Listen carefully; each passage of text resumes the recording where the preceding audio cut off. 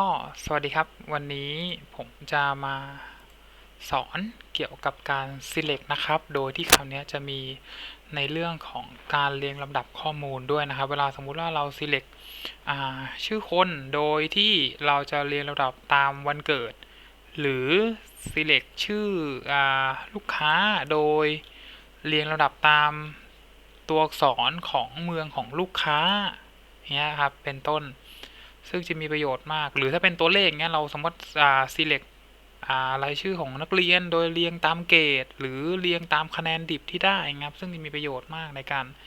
ใช้ตรวจสอบข้อมูลหรือใช้ในการเรียงลำดับข้อมูลหรือเรียงตามเลขที่อย่างเงี้ยครับก็ได้เหมาะกับบรรดาครูอาจารย์ที่ต้อง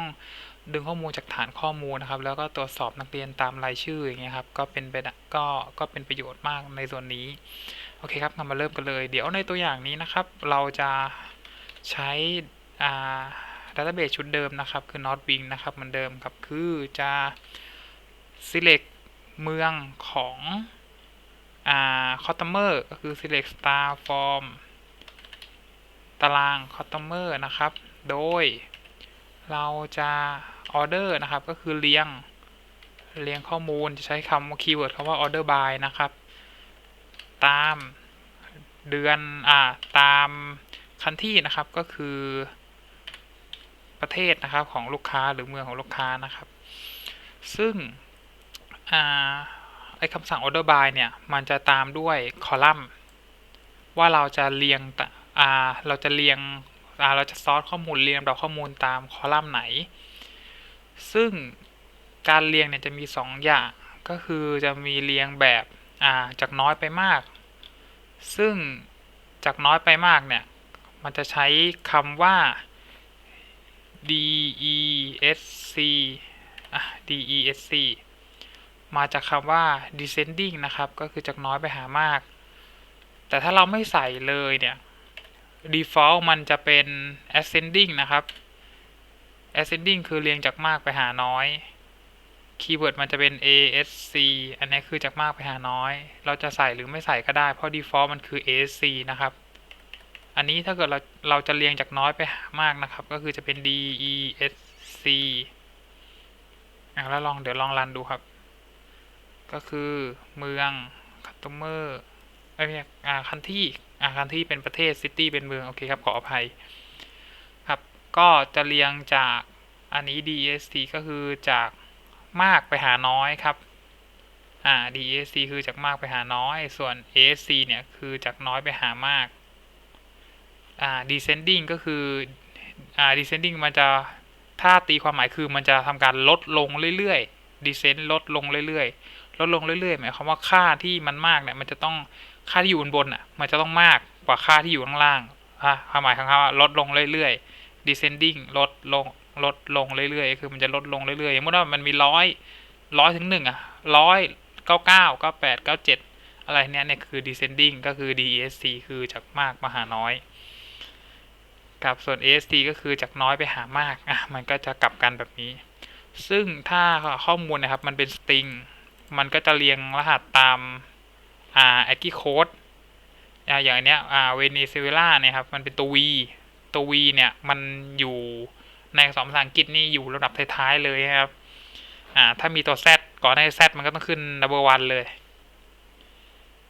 Z มันก็ต้องขึ้นเป็น number one เลยแล้วก็ลดลงมาเรื่อยสุดท้ายมันจะเป็น A อาร์เจนตินาเป็นตัว A อันนี้ถ้าเราไม่ใส่อันนี้ก็คือจากมากไปหาน้อยไม่ใช่อันนี้คือจากน้อยไปหามากครับ ASC จะเป็นจากน้อยไปหามาก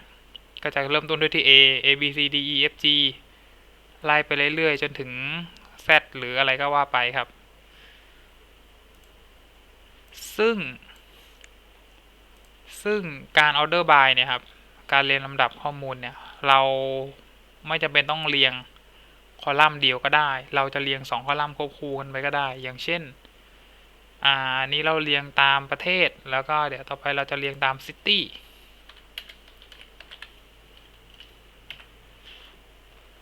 ครับอันนี้ก็คือจากน้อยไปมากทั้งคู่นะครับก็คือเรียงตามเมืองเอายึดเมืองเป็นหลักก่อน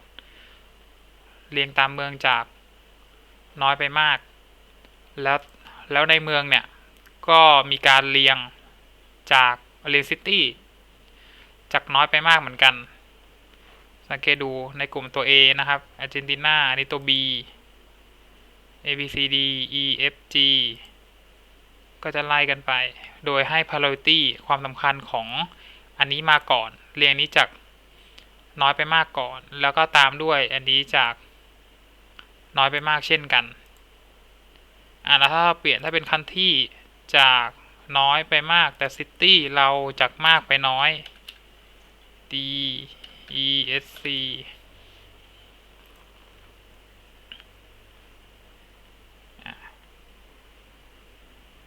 ชึบหรือต่อไปก็คือจะเป็นซิตี้คันที่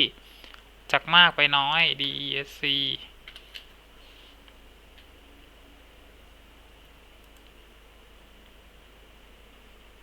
นี่เวเนซุเอลาชึบก็คือจากมากลงมาน้อยอันนี้ก็ลงซิตี้ก็ลงจากมากมาน้อยตัว B ก็จะอยู่ท้ายๆ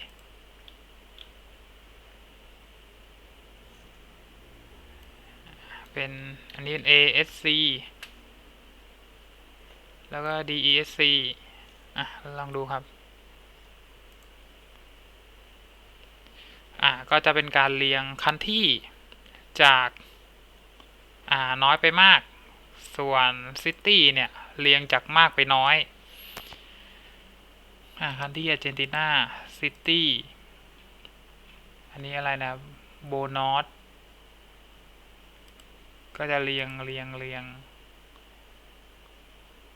ซิตี้เนี่ยก็จะเรียงจากตัว B ก็จะเป็น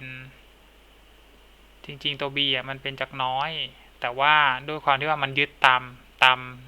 มซิตี้มาก่อนซิตี้เป็นหลักซิตี้มันคือจากน้อยไปมาก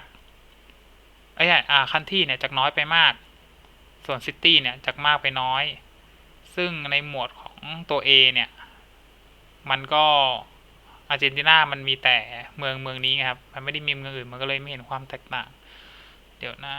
ต้องหาดูคันที่ที่มันมีหลายๆเมืองหน่อยบราซิลมีเซาเปาโลกับรีโอเดจาเนโรกับบราซิลงั้นเดี๋ยวผมลองเปลี่ยนตรงนี้เป็น ASC บ้าง ASC เราดูเฉพาะในส่วนของที่เป็นบราซิลนะครับเห็นนะบราซิลเมื่อกี้เซาเปาโลมาก่อนรีโอจาเดโรนะครับแต่ตอนเนี้ยพอเปลี่ยนซิตี้จากเป็นแบบ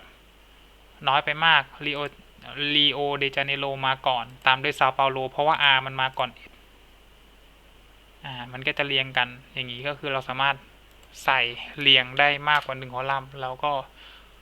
โดยถ้าเกิดเราอยากยึดคอลัมน์ไหนเป็นหลักก่อนเราก็ใส่คอลัมน์นั้นไปก่อนแล้วก็ใส่คีย์เวิร์ดอย่างเงี้ยครับ DESC เดี๋ยวเห็นภาพอีกครั้งนะครับดูบราซิลคราวนี้เป็นเซาเปาโลมาก่อนละแล้วก็รีโอเดจาเนโรนะโอเคครับก็ในคลิปนี้ก็ฝากเอาไว้เท่านี้ครับขอบคุณครับถ้าเกิดชอบกดไลค์กดติดตามกด Subscribe ให้ผมด้วยนะครับหากผิดพลาดประการใดก็ขออภัยมาณที่นี้ด้วยขอบคุณครับ